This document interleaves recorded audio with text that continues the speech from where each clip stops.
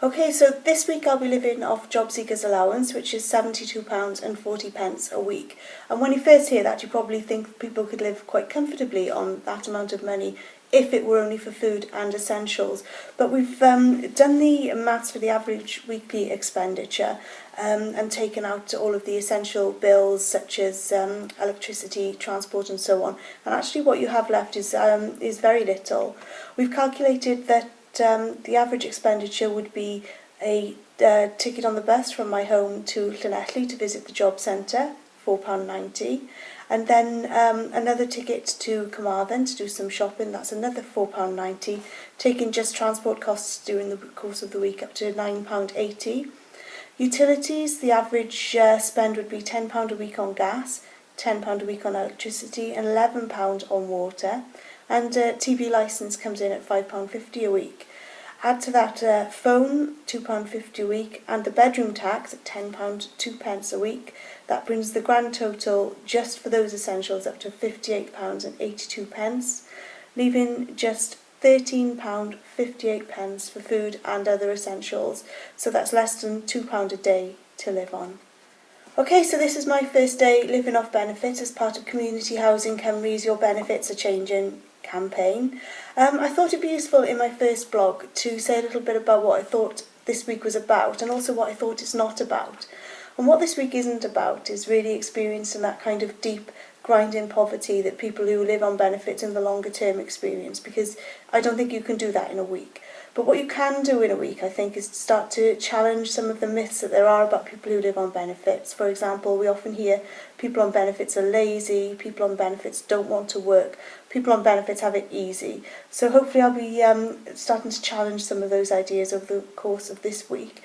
But the other purpose of the week really is to highlight the fact that benefits are changing, and there are still people who will be affected by benefits changes who aren't aware of this. So hopefully this is a chance to raise some awareness as well, but also help people learn more really about the services, support and advice that Community Housing Cymru can offer in terms of managing money and preparing for changes to benefits. So we don't know about the helpline. Well, the helpline was originally set up to, help people with the changes in benefits. When it started in November, everything was around the bedroom tax. So we got a lot of calls because there's a lot of myths out there. And now with universal credits, we find people phoning up and they're scared because they're hearing different myths. So at least we can alleviate those fears and say this is happening and get them prepared, because a lot of people haven't got access to a computer. Or they're not computer literate, they haven't got a bank account. Just to save a bit of money, like credit union, £1 a week away, something like that, just to get them to prepared for when the changes do happen. They're fully aware of it and they're just ready, and that's half the fear gone from them then. While they're on the phone then, there's other changes like personal independence payments, and we can get them ready for that. Again, just handy tips, save things recorded from doctors, and they get all this misinformation, and then at least we can say, look, don't worry, this is what's going to be happening, So sometimes we get people, are quite upset, and they'll phone up and think we are the government and shout at us, why are you doing it to us? But then if we could calm them down and then go through, look, you can do this to help yourself, you can do that. Budgeting's a big thing. It's a huge thing, budgeting, but from going to weekly to full weekly, and we can send out simple budgeting tips and things like that. So, What's common myths that you're coming across on the helpline? Being told it's happening next week. The main thing that the people want to know is, when is it happening? And that's the biggie. When is it happening? And we've got the postcodes. But it's just also, we've been told we're not going to get it. We're not going to get our housing benefit anymore. Well, yes, you're still getting your housing benefit, but it's going to be paid as a lump payment. There's lots of things like that. We do get a lot of calls from people who benefits, have been sanctioned. With the move over. So at the moment that's a bit of a problem, and you can imagine you're on your money now. Next week you haven't got any money because you've been sanctioned for the simple reason you've gone over to another benefit. So, you know, and they're phoning up and they haven't got any money at all. So I think as time goes on, with universal credits coming in and these changes, there's going to be more and more people being sanctioned for, you know, not working, not looking for employment for whatever reason. So there's a lot of calls coming through. We got one now this morning, which I got a contact now. She's been sanctioned. She's got no money for food. So I got to try and find a food bank or something to get her to the food bank. So I haven't spoke to her in detail yet, but she's on my list to do. So Common calls either. Common calls would be just for the universal credits, just to find out. That's the biggie at the moment. We get a lot for sanctions, so they see your benefits are changing and they think that the way the DWP, so they call, but then when you listen to them and we go into explaining all the DWP, they'll then say, oh well, I've been stopped my money, and then we can say, look, how can we help you? So we're helping people there as well. It depends, you know, on what, you know, what. A couple of months ago, everything was bedroom tax. Everything was bedroom tax. They were phoning up about, you know, can I stay in my property? People, and again, the urban myth was they say, you know, people are saying I have to have somebody live with me. Well, you know, I've got to take a lodger. It's like, no, you haven't got to take a lodger. That's just one of a number of things you can do. So, and now at the moment, universal credits, they're like, is it true I'm not going to have any money for a month, 5 weeks, which is going to be the case because it's going to be monthly. So it's like, right, it's not happening straight away, you will be told, but they think it's going to be happening next week or the week after. So they're scared, obviously this. And you've been doing this for 3.5 years. Have you noticed the volume of call changing and the nature of the calls changing? Well, we haven't been on the telephone line for 3.5 years. The telephone line was set up a year ago last November, pre-bedroom tax, so all the calls then with bedroom tax. Well, you know, there are a lot of calls. What I've noticed in the 3 years, just in general money advice, people are embarrassed now to be on benefits. I think that's come across, you know, they're humiliated now, whereas before they weren't. Now this, you know, they're just embarrassed, you know, that are on they're on benefits, and you know, 25% of our calls are people who are working. You know, they're on tax credits, child tax credits. So there's this stigma now seems to be attached to it. So yeah, and that's coming across more on the telephone line. This stigma is like, oh, the thing is, and you know, which we never got in the beginning. This stigma, and it's certainly coming over now. So I don't know if you know, people are starting to feel a bit demonised now and a bit embarrassed. But, yeah. Of the people who call you who are on benefits, do you get the sense that most would really love to be in employment? Because there's a myth, isn't it, that people on benefits don't want to work? Yeah. Yeah, they for whatever reason, some people generally, you know, they're just unable to work because of mental health problems or, you know, some sort of disability, that, you know, they just can't work. You know, I have people that's on terminal DLA because they're terminally ill, and they're just made to feel like, you know, awful, and they're claiming benefits that they're terminally ill. So, yeah. And they want to, like you say, they want to work for their social well-being as well.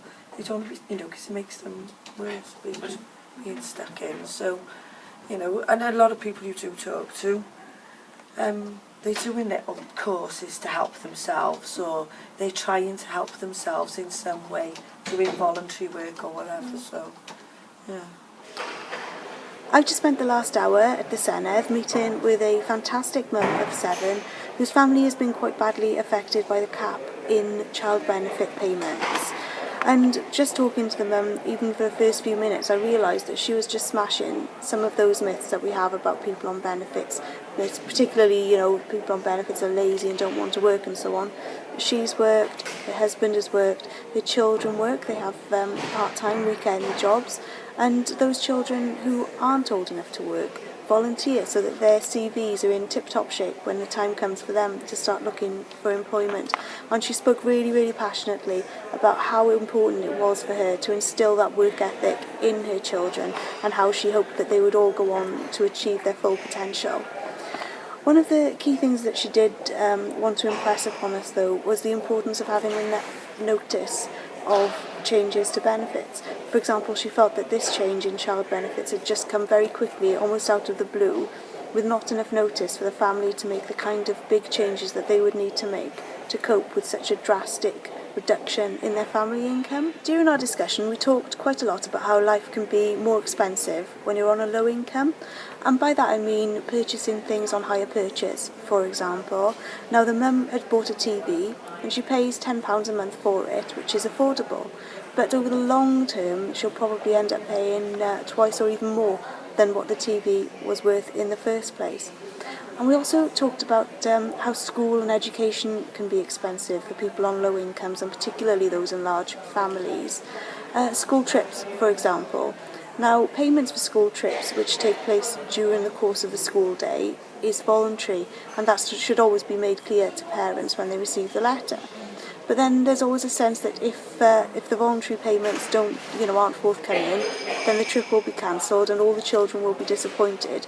And there's a certain amount of peer pressure because you don't want to be that family which stopped the trip from taking place.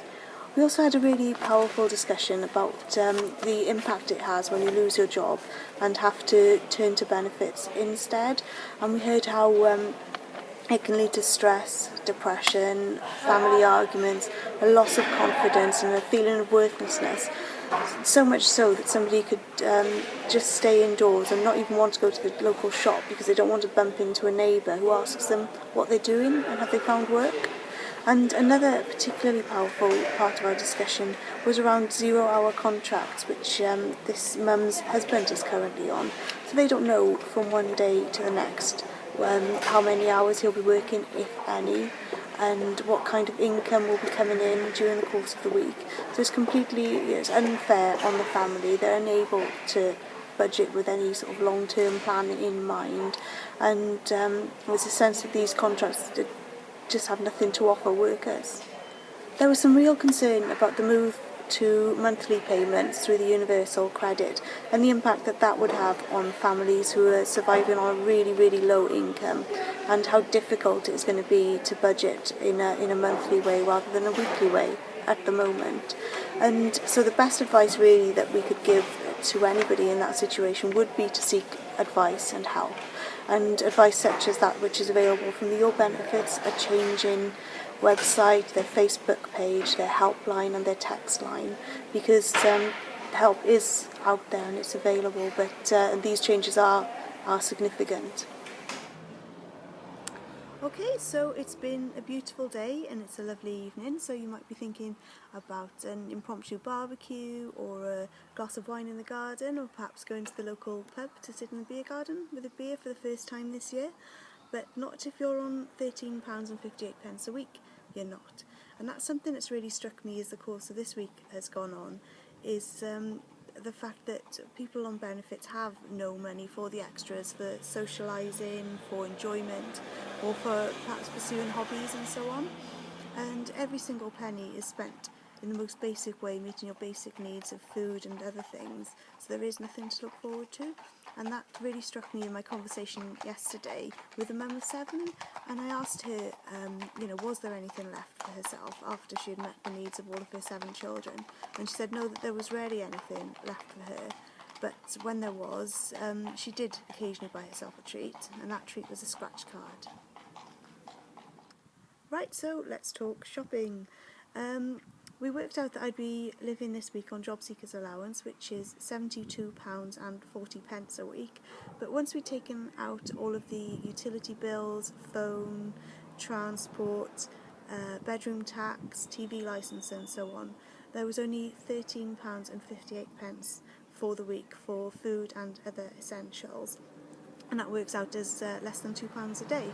So once you've been shopping and bought your staples, such as milk, pasta, bread and coffee, there's really not that much left for other food or purchases such as shower gel, washing powder, all those other things that you need to keep your household going.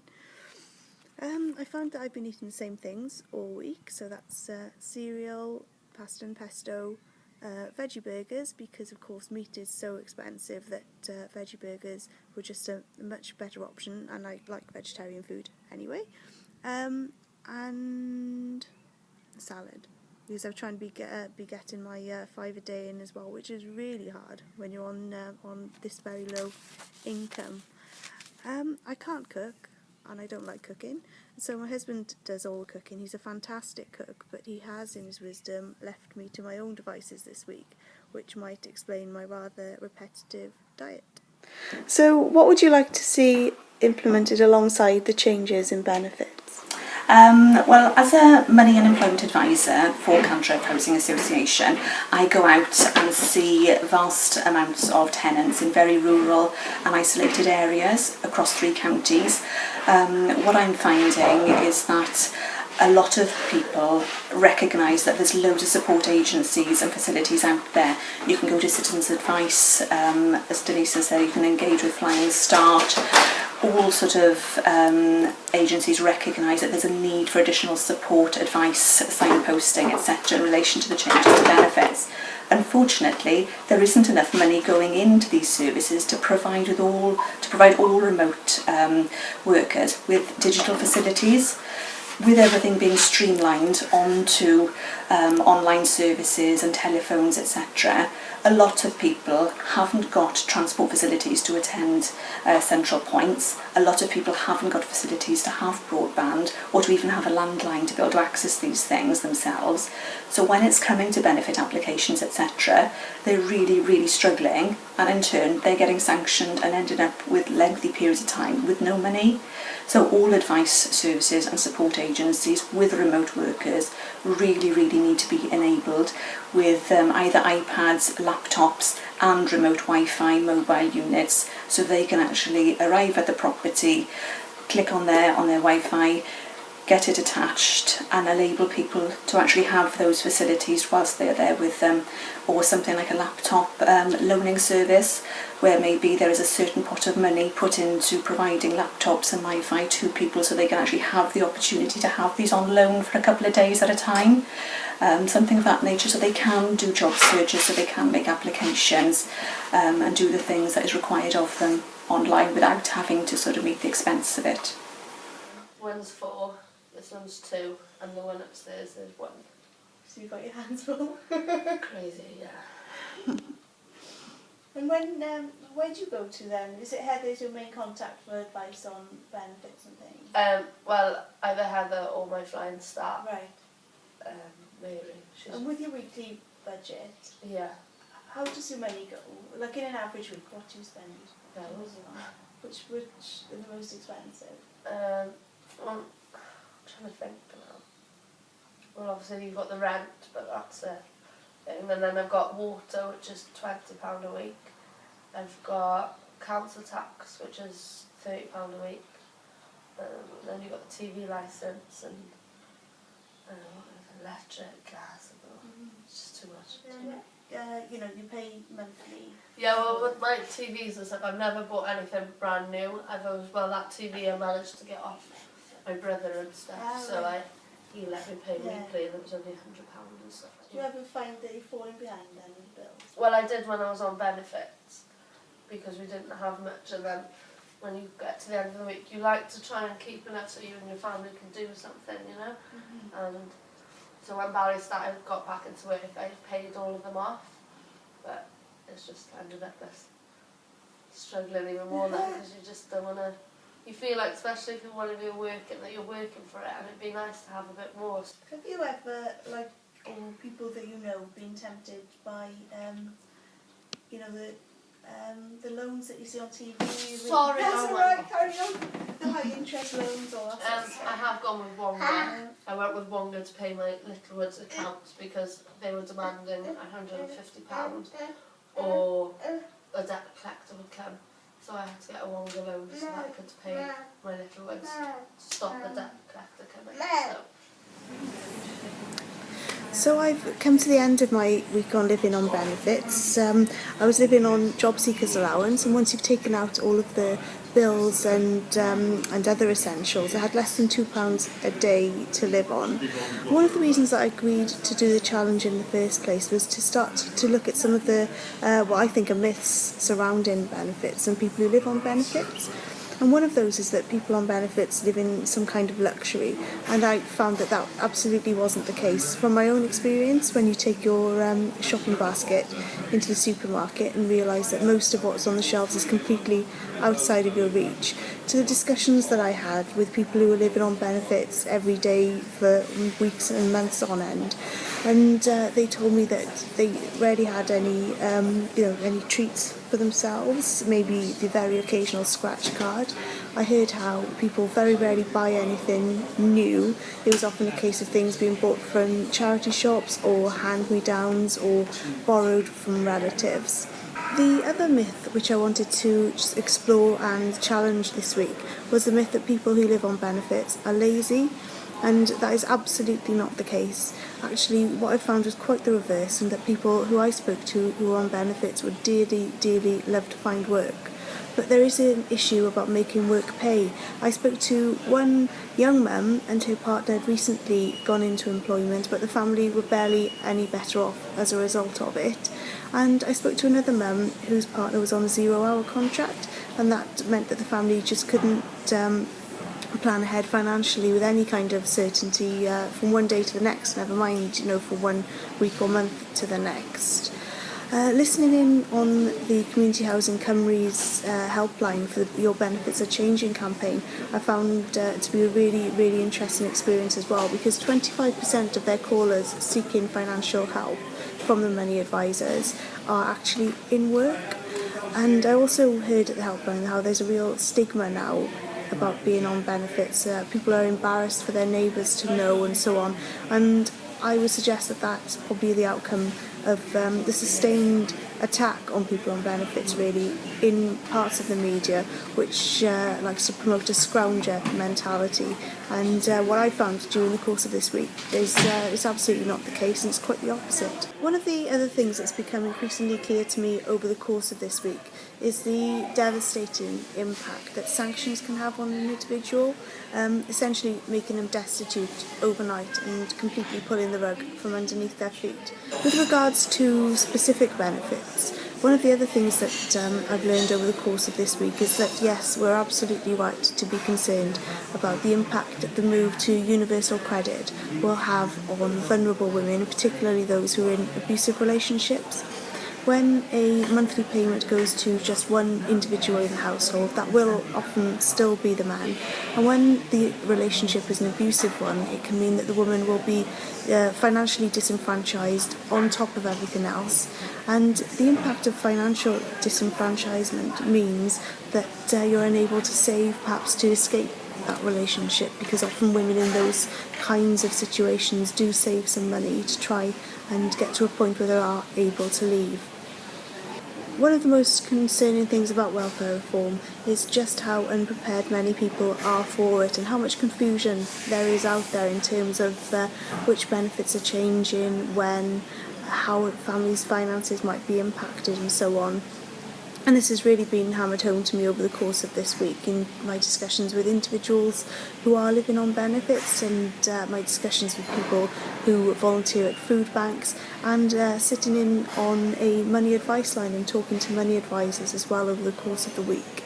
There is good advice out there, and I know this because I've been supporting the Your Benefits Are Changing campaign this week, which has a great Facebook page and website and telephone line and text line where you can access the expert advice from money advisors. And I'd absolutely encourage anybody whose benefits may be changing to seek out that kind of advice.